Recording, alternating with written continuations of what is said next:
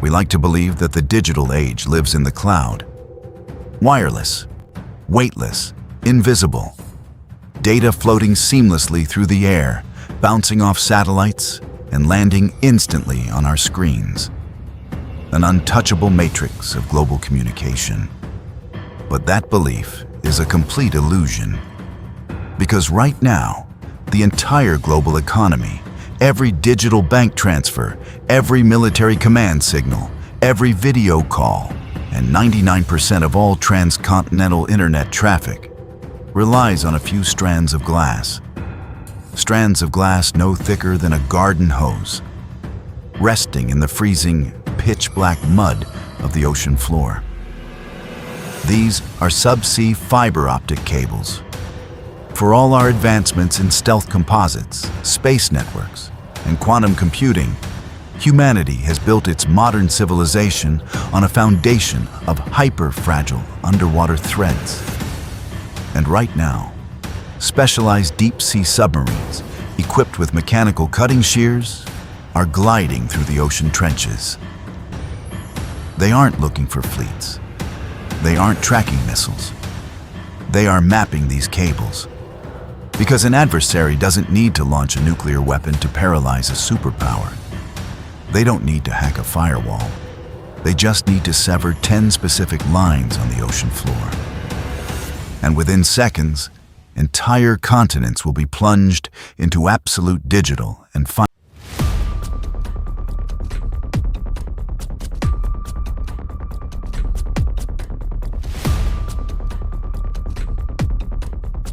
Chapter 1, the setup. To understand the scale of this threat, you have to look at the anatomy of the global internet. There are currently around 500 active submarine cables crisscrossing the globe, spanning over 1.4 million kilometers. They link New York to London, Tokyo to Los Angeles, and Europe to Asia. Inside these cables are bundles of fiber-optic threads that transmit data at the speed of light using lasers. They are marvels of engineering, but they are remarkably unprotected. Near the coastline, where the water is shallow, these cables are armored with thick layers of steel wire and buried beneath the seabed to protect them from fishing boats and anchors. But out in the open ocean, thousands of meters deep, the armor disappears. The cable stripped down to its bare minimum, a thin layer of polyethylene plastic wrapping a core of glass. The world assumes that the sheer depth of the ocean is enough to keep them safe, that the crushing pressure and total darkness act as a natural shield. But in modern asymmetric warfare, the deep ocean is no longer a hiding place. It is a front line without a civilian guard. Chapter 2. The problem. Naval superpowers don't just build standard warships and submarines. They build special mission craft. Take Russia's GUGI, the main directorate of deep-sea research. This is a hyper-secretive naval branch that operates a fleet of specialized oceanographic research vessels and nuclear-powered mini-submarines, ships like the Yantar. On paper, it's a peaceful research vessel studying ocean life and geography. In reality, it is a subsea espionage platform. The Yantar can park itself precisely over a critical internet cable in international waters. It then deploys autonomous underwater vehicles or deep-diving mini-subs equipped with robotic manipulators. These drones don't just have the capability to cut the cable. Cutting is loud. Cutting triggers immediate automated alerts at network operations centers on land, revealing the exact coordinates of the break. Instead, they practice undersea tapping. They slice into the outer insulation of the cable, attaching specialized inductive sensors that can read the light pulses traveling through the glass fiber without breaking the connection. They are stealing global data directly from the mud, intercepting unencrypted military communications and financial intelligence before it ever reaches its destination. Chapter 3. The limitation. the attrition of repair. But if a crisis escalates into an actual conflict, the strategy shifts from espionage to structural sabotage. And this is where the extreme limitation of our digital infrastructure becomes a logistical nightmare. If a cable is severed out in the middle of the Atlantic or Pacific, fixing it is not a simple task. It requires a highly specialized vessel called a cable ship. There are less than 60 of these commercial cable repair ships in the entire world. They are large, slow, and highly visible commercial vessels.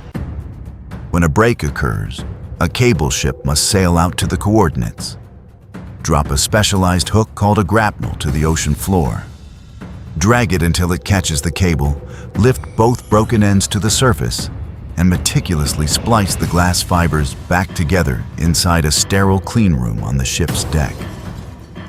The process takes weeks. Now look at the war logic of this situation. If an adversary cuts multiple cables simultaneously during a geopolitical conflict, the few available repair ships will be instantly overwhelmed. Chapter 4: The Scale Problem. The real terror of the deep sea threat is the immediate, cascading economic collapse it triggers. We like to think that if the undersea cables break, our traffic will automatically switch to satellites like Starlink. But space networks simply do not have the bandwidth. Satellites carry less than 1% of transcontinental data. The cables carry the other 99%. If the major transatlantic cables are severed, the data pipeline narrows to a microscopic drip. Instantly, global financial clearinghouses lose synchronization. The SWIFT banking network, which moves trillions of dollars between international banks every day, goes offline. Stock markets freeze because high-frequency trading algorithms can no longer verify prices across the ocean. It is a state of total financial blindness. A superpower's military might be completely intact. Its aircraft carriers patrolling the seas, its stealth jets ready on the runways. But the domestic economy underneath them will collapse into chaos within 48 hours because no one can process a transaction, clear a shipment, or verify a credit card. Chapter 5: The Strategic Twist. And here lies the ultimate strategic twist of war logic. Undersea cables are owned and operated almost entirely by private tech giants, companies like Google, Meta, Microsoft, and Amazon. Because they are commercial assets resting in international waters, they exist in a profound legal gray zone. If an unflagged deep-sea drone cuts a cable owned by a private American tech company off the coast of Ireland, does that constitute an act of war against the United States? Does it trigger NATO's Article 5? The legal framework built for conventional military conflicts completely breaks down when confronted with infrastructure sabotage in international space. Adversaries use this ambiguity as a shield. They can inflict billions of dollars in economic damage, paralyze a nation's internal systems, and completely avoid a direct military response because they never technically attacked a sovereign military asset. It is the perfect asymmetric weapon. Absolute destruction with total deniability. Chapter 6: The Actual Reality.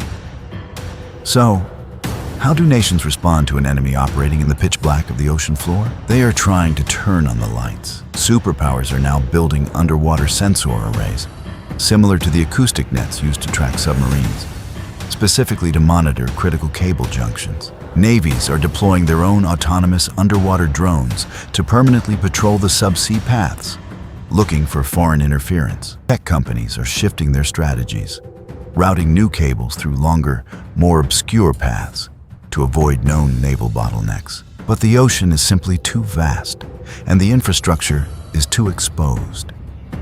You cannot guard 1,000,000 kilometers of cable resting under thousands of meters of water. The advantage remains definitively with the attacker. Chapter 7: The Bigger Implication. This story reveals the ultimate paradox of modern technological progress. The more connected we become, the more vulnerable we are. We have built a global civilization that feels omnipotent, yet its survival depends on a few lines of exposed glass buried in the deep mud. The front line of the next major war won't be fought on the land, the air, or the sea surface. It will be fought in the absolute silence of the ocean floor. Chapter 8. Ending.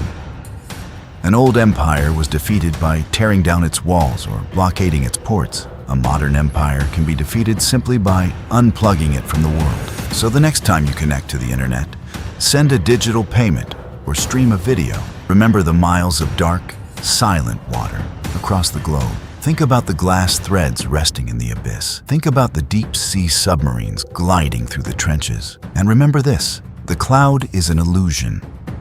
The world is run by cables. And the nation that holds the scissors holds the power. If you want to understand the invisible, dark systems that run the global economy and fuel modern wars, subscribe to War Logic. Because what you see on the surface is never the full story.